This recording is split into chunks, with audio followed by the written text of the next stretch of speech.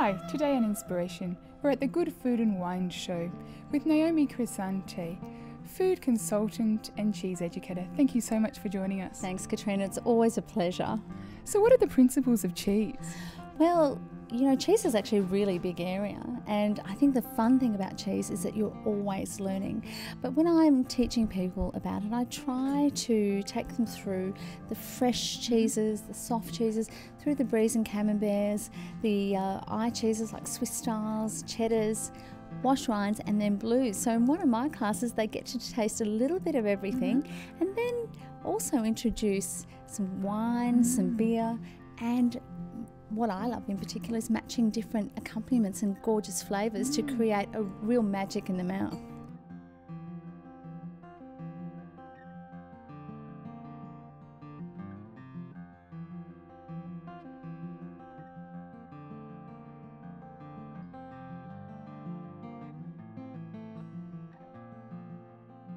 Welcome to the Cheese Matters Masterclass, or I like to call it Cheese Heaven up here. It's my pleasure today to work you through a wonderful journey of the world of cheese. And what's special about cheese? I think it is because it is so sensory. It is about the aromas.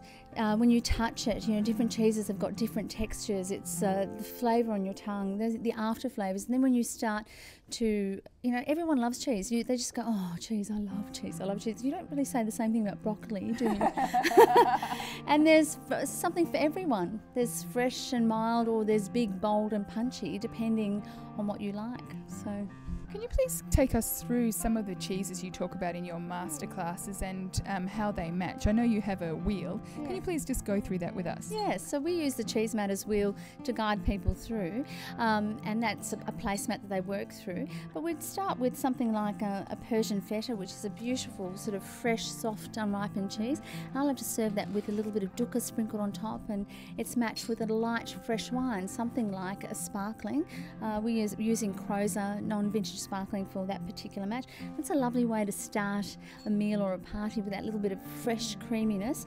So that's a beautiful cheese, one that is immersed in a olive oil blend with lots of herbs and spices, and it has great flavour and very, very versatile. Great on a hot pizza as it comes out of the oven. Is that made from goat's milk or cow's milk? It's made from cow's milk, but made in the chev style, which is like a fresh curd made from goat's milk. So it's made in that goat's curd chev style, but it is in fact a cow's milk cheese, but it's beautiful, soft, succulent curd. It's just delicious. Fantastic. Yeah. So that's more of an hors d'oeuvre cheese, would you say? Yes, it is. It's actually so versatile. I mean, you can use, you know, pop it in a salad or toss it in pasta. Fantastic in scrambled eggs with smoked salmon. So all those types of things are really good.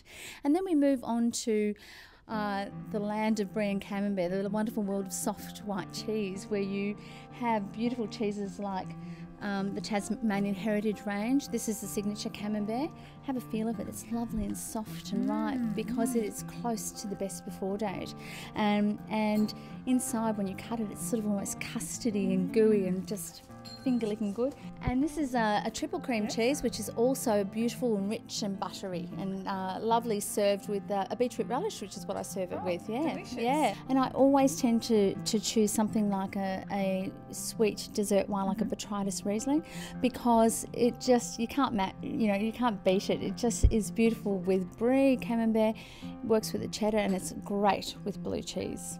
So that's a fabulous dessert wine. Yeah, absolutely fabulous. Particularly, it's just lightly chilled and fantastic if you're serving it with beautiful caramelly dates or a little bit of truffle honey.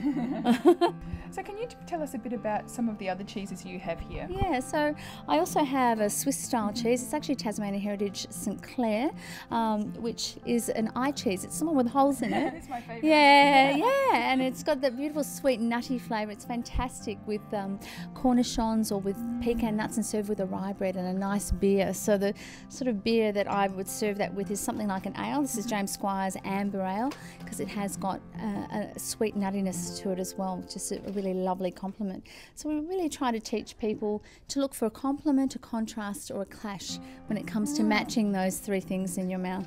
Actually, beer, it's not something you associate with cheese. You think of cheese and wine, not really beer. It's very interesting that you can match it. You know, it's actually a wonderful match because beer has this amazing cleansing effect on the palate.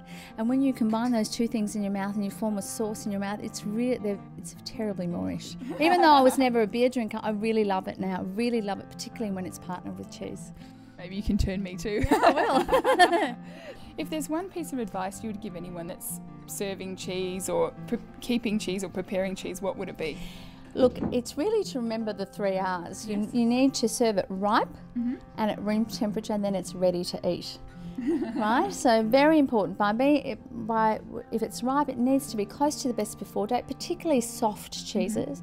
And at room temperature, you'll get much better flavour than if you take it out of the refrigerator, and then you can sit back and it's ready for you. Thank you so much, Naomi. It was enlightening. That's a pleasure. Thank you, and until next time, be inspired.